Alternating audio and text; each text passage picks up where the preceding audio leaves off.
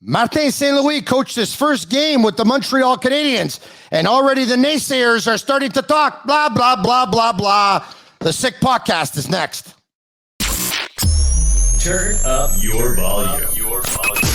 Because you're about to listen to The Sick Podcast with Tony Marinaro. The sickest Montreal Canadiens podcast. And now a 24th Stanley Cup banner will hang from the rafters of the famous Forum in Montreal. The Canadiens win the Stanley Cup. Sports entertainment like no other. Brought to you by 8.6 Beer, intense by nature. Yeah, and speaking of intense by nature, it's a perfect fit for me because I'm intense by nature too. I will especially be today. You'll find out in just a second. 8.6 intense by nature, the beer for those who follow their instinct and live their passions in order to make their mark. Speaking of passion, the very passionate Marinaro, the Sick Podcast. All right, okay, here we go. Are you ready? Martin St. Louis coached his first game behind the bench of the Montreal Canadiens on Thursday night when the Canadiens played host to the Washington Capitals. The Canadiens lost the game by a score of 5-2. And already those who didn't like the move to begin with, already they're starting to talk. Ha, ha, ha, ha, ha. He lost his first game. They should have kept Ducharme anyway. Next time, hire a real coach if you're going to fire a coach. This guy doesn't know what he's doing. He's a peewee coach. The Canadiens are a disaster. They got it wrong again. Yada. Shut up. Shut up and just listen to me for the next couple of minutes because the voice of reason will kick in. First of all, who expected them to beat the Washington Capitals? All the naysayers mocking the fact that Martin St. Louis, in his first game behind the Montreal Canadiens bench, lost by a score of 5-2. For all of you, did any of you think they were going to win the game before the game? Are they not the same team that had lost 7 straight? Are they not the same team that had lost 13 of their last 14 or whatever it was? Were they not, and are they not the worst team in the National Hockey League? I mean, people make it, I don't understand what you guys are talking about. Even though Kent Hughes told you at the introductory press conference at 11:30 on Thursday morning, even though he told you that hiring Martin St. Louis was more about a culture change, more about building the way they want to play going forward than it was about winning the next game, you still mock the move. You're all wrong. You're wrong. You know, it's an easy thing to mock the hiring because he was the assistant coach of a peewee team or whatever, this or that, and he didn't have experience behind a bench at the NHL level. Listen, don't get me wrong. I understand. I know what the stats say. The stats say that those coaches who don't have a lot of NHL head coaching experience or even assistant coaching experience, traditionally they don't do well. What are we talking about here? What are we talking about? The Montreal Canadiens are not putting together a team to win the Stanley Cup next year, nor do they think they'll win the Stanley Cup the year after that. As a matter of fact, it's going to be a rebuild over the next 2 years at the very least.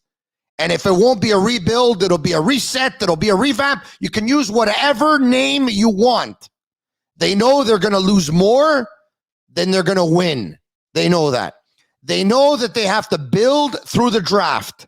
And to build through the draft, you have to be finishing the last 3 or 4 teams of the league to try and have as good a pick as possible. So now, to all of you who are laughing at his hiring, to all of you, what's the worst that can happen? He was brought in with 37 games left in the season. Let's just say out of those 37, they win 5. And he coaches terribly. And the players don't develop well. And their confidence has hit rock bottom. And the players they have on their team, the value is diminishing all the time. And their play is deteriorating. If that's the worst that could have happened, if they wouldn't have made a coaching change, that was going to happen anyway. So he has 37 games behind the bench on an interim basis to prove himself. If he does great, you remove the tag and you bring him back. If he does absolutely terrible, he's not your head coach next year. But in the meantime, even at that, he's going to tell you who your captain is in that locker room. Or if they don't have one, he's going to let Hughes and Gorton know. He's at the very least going to help the power play because he's a power play genius. He's going to at the very least be great for guys like Suzuki and Cole Caulfield, who scored his first goal under the positive encouragement and the information and the tips that were all coming from Martin St. Louis whispering in his ear. Cole Caulfield goes out at the end of the game after scoring a goal. He could have had two, by the way. Just a couple of inches offside was Tyler Toffoli. And he tells you that it's a thrill for him because as a kid, he wore number 26 because his favorite player was Martin St. Louis. So worst case scenario, he coaches terribly. They lose. It's awful. Everything's bad. It was like that anyway. A little bit of a better case scenario, which is a given, a guarantee. He'll be great for Caulfield. He'll be great for Suzuki. He'll be great for the power play. He'll be great for increasing the value of the players. He's going to implement a more open style of play. There's more freedom for the skilled players on this team. They've already won. So to all of you who laughed because they lost versus the Capitals, they have already won with Martin St. Louis behind the bench. Now let's take it to another level. And I'm going to tell you a quick story. And I'm going to talk about soccer for maybe 2 minutes if you'll allow me. Pep Guardiola had a fantastic 18-year career. 2 years after he retired as a pro footballer, he began to coach. His first job, coaching Barca B in the Tercera division. 11 months later, so he coached third division. 11 months later, he was appointed coach of Barcelona. He was there for several years. They played great soccer. They put on a show. They won championships. They won cups. From there, he went to Bayern Munich. They did the same. From there, he went to Manchester City, where he still is today. They've done the same. He goes with concepts, not with systems, because he doesn't want the players to be restricted. And he wants them to be able to make reads and use their imagination. It's all about concepts. He established the way he wants his teams to play, and they play that way regardless of who they're playing. And they're not going to adapt to anybody. It's the other teams that are going to adapt to them. Now, you're probably going to tell me, yeah, well, Tony, Barcelona is great. Then they had Messi, and they had Neymar, and they had Suarez, and the Canadiens aren't Barcelona, and they didn't have those guys. I understand that. And you're going to tell me Barcelona could spend as much money as they wanted to, and the Canadiens can't. I understand that. And so I understand all of that. And I'm not telling you he's going to be the next Pep Guardiola. But if you don't give him a chance, who, by the way, is already one of the greatest soccer managers ever, and he's still coaching. But if you don't give Martin St. Louis a chance, how do you know what he can or cannot do as a coach? How do you know how great he can be or cannot be? 37 games with a lot of people doubting him. As he says, continue to doubt him. For him, it's just noise. It was that way when he was a player, and all he did was just get after it. And the noise is still there. His whole life, this guy was told he's small. He's not going to make it. He's too small. It's a big man's league. Yada, yada, yada. The guy was an NHL All-Star. The guy is a Stanley Cup champion. The guy is a Hockey Hall of Famer. He will impose immediate respect.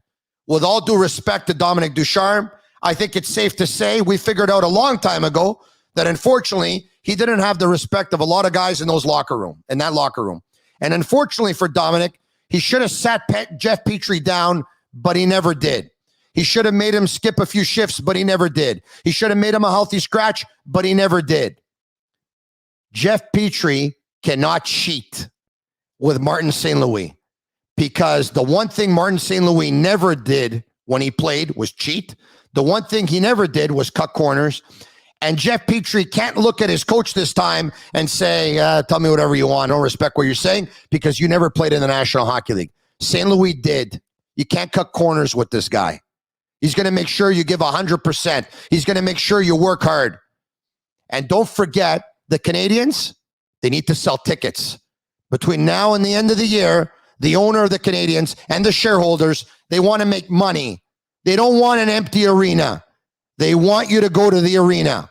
Were you going to go the way things were before? You weren't. So now you have a coach who's going to up the confidence of his more skilled players, allow them to play with more freedom, and instead of losing 7-1 or 8-2, you're probably going to lose 5-2. You're probably going to lose 6-3 or 6-4. And by the way, that 5-2 loss versus Washington, you know as well as I do that if the Montreal Canadiens would have got NHL goaltending on Thursday night, and it's no fault of Kid and Primo's, unfortunately for the kid, he's just not ready. But you know as well as I do that if Jake Allen was in goal, the first one doesn't go in, the second one doesn't go in, and the third one doesn't go in. And yes, you could probably say the same thing, pardon me, when Dominic Ducharme was there. But even if they would have got better goaltending when Ducharme was there, they were still going to get, they still had no chance. They weren't in the game.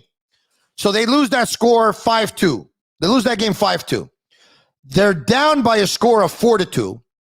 Cole Caulfield scores what he thought was a goal. Could have been 4-3. The replay shows it's just inches offside. If that goal counts and it's 4-3 and the Canadiens go on a power play, you're this close to making it 4-4. Instead, the goal doesn't count. The Washington Capitals get an empty net goal. When was the last time a Montreal Canadiens team outshot the opposition, outshot them by 21 shots, 44-23, held the opposition to 0 goals when they went on the power play, went 20% on the power play themselves, and were better as the game went on? When was the last time? Before Martin St. Louis' first game. Marinaro, you can start buying your Canadiens jerseys again. There are better days ahead. SportBuffShop.com for all of your officially licensed sports apparel and our sick merchandise as well. Use code 615 for 15% off on all of their items.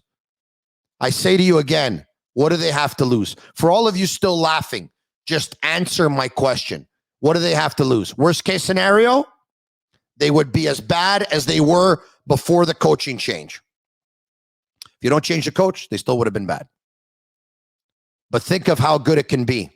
And think of all the skilled players around the National Hockey League that are watching that video of Martin St. Louis saying that he believes in concepts, not in systems, because systems take away freedom from good players. And a great player needs to have the puck on his stick. And the more he touches it, the more confidence he gets. And if he's playing within a system, he's restricted. I saw somebody put just that little snippet on Twitter this morning, and there was 157,000 views. You know who watched that? Not only you, not only me, all the players in the National Hockey League, and that includes the skill ones. Yesterday, Pierre LeBrun, one of the premier insiders in the game with TSN, you know what he said? He said, just thinking out loud, Johnny Gaudreau becomes a UFA at the end of the year, and his agent used to be Marty St. Louis' agent. Who knows if something can happen there? If Pierre LeBrun said it, it's because someone's whispering in his ear that it can happen. There's a chance of it happening. And with all due respect to Darryl Sutter, who's a former Stanley Cup champion, everyone knows his ideologies and his philosophy is trap first, trap second, and trap third. It's defense, defense, defense. Marty St. Louis' ideologies and vision are the exact opposite. And he wants to let the skilled players let loose, where they can pick up points, where they can score goals, and everyone loves to play offense. The fans love it, the players love to play it, and the more offense they play, the better numbers they put up, the more money they'll make. Everyone's a winner. I'm on record. Hiring Martin St. Louis, absolutely nothing to lose. Only everything to gain. It's a win-win situation. And he, my friends, is the ultimate winner, like me. Marinero, follow us on Facebook, Instagram, Twitter, and subscribe to our YouTube page at The Sick Podcast, because this podcast is sick. And for all of you who are mocking the move,